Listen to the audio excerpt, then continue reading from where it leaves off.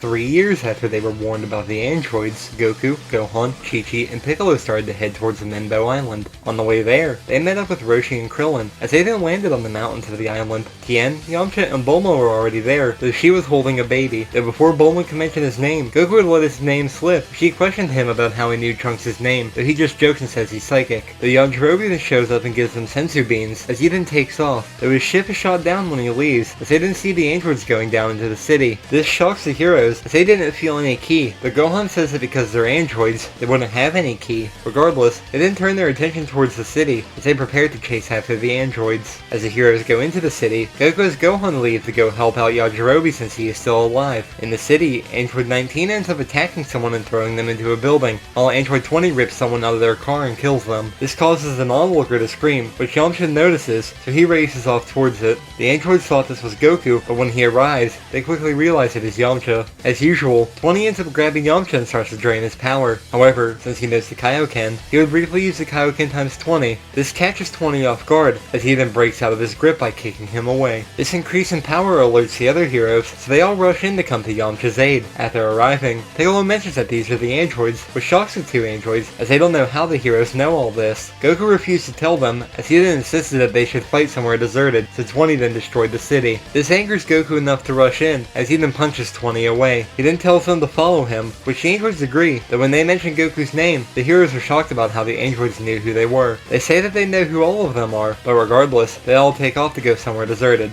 But since Yamcha is with them, he warns them about the androids being able to absorb their energy through their hands. Back with Gohan, he takes off to join the heroes, while Yajirobe stays behind. At first, Bulma berates him for this, until he reveals to her that he can't fly, so she apologizes. When the heroes eventually reach a plain surrounded by mountains, 20 stops Goku and says that this is far enough. Before they started fighting, Goku got 20 to explain how he knew about them, but Tien also noticed that Goku was out of breath already. When 20 explains about how he knew about them, Piccolo mentions that he is talking like he is Dr. Gero himself. Something to mention is that the androids would be stronger than usual since Dr. Gero knew about Super Saiyan in this timeline. However, the heroes are also stronger than usual since they all trained harder than usual. While Goku wouldn't have mastered Super Saiyan, he would have better control over it when compared to the actual timeline. The point is, their power levels would probably be similar in scaling to the original, both sides are just stronger. Anyway, Goku then turned into his Super Saiyan form as he charged at 19. Their fight goes about the same as usual, with the two going blow for blow with each other. After Gohan arrives at the battlefield, Piccolo asks if he noticed it too,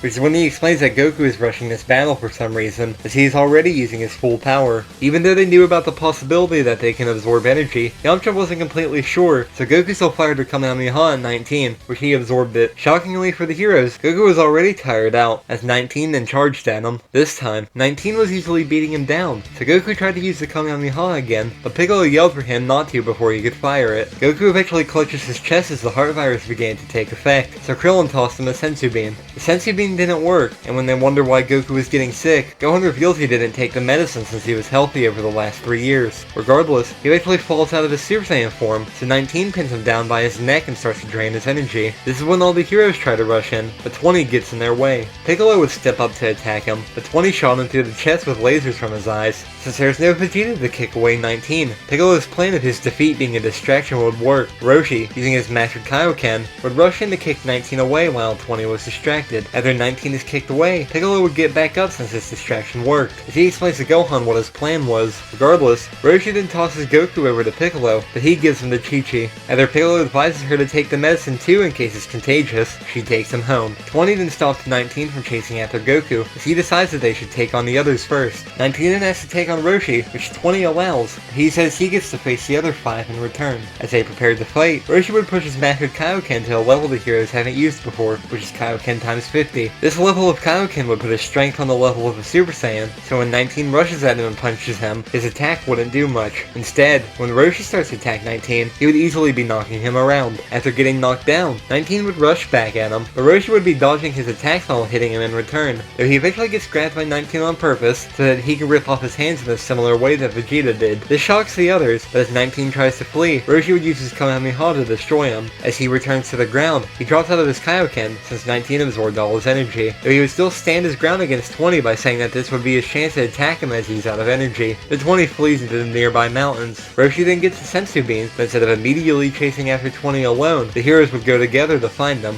While the heroes were looking for him, 20 decided to go after Piccolo next, so he grabbed him from behind and started to drain his energy. So, he would telepathically contact Gohan to come help him, so he rushes in and knocks 20 away. The others didn't show up. As Krillin gives Piccolo a Sensu Bean, he then takes off his weighted clothing and starts to beat down 20, which shocks the other heroes. However, since Piccolo is stronger than normal, his attacks would be doing more damage to him than usual. Meanwhile, Future Trunks arrived at Amenbo Island, and when he sensed the heroes' key, he took off towards them. When he arrives, he sees 19's head, which confuses him as these aren't the androids he knows. Regardless, Bulma and Yajirobe would start heading towards the battlefield as well. The Yajirobe tried to talk her out of it. Back with Piccolo and 20, since he is stronger than normal, he would have been able to slice off both of 20's hands. Trunks would then arrive, which as he asks who they are fighting, they say these are the androids. His revelation of these not being the androids he knows shocks the heroes, but when Bulma and Yajirobe arrives, 20 wouldn't be able to blast their ship down as he doesn't have his hands anymore. So this wouldn't distract the heroes from him, so Piccolo decides to go back to fighting 20. It would be at even more of a disadvantage against Piccolo, so he would be getting pummeled into the ground. After knocking the android around for a while, he would use his Hellzone grenade to blast 20 into smithereens. Bulma and Yajirobe would then land, as she mentions that the old android they fought looked like Dr. Gero. After talking with Bulma some more, they get Trunks to explain what the androids he fought looks like. Afterwards, they ask Bulma if she knew where Gero's lab is, which she says it's in the mountains by North City. Briefly off topic, this is normally where Bulma finds out that Trunks is her son after he chased after Vegeta. Even though that scene wouldn't happen in this timeline, she would still probably figure out that he is her son since they were calling him Trunks and her baby resembles him. Anyway, all of them would head here to look for the lab, with Trunks helping fly Bulma there.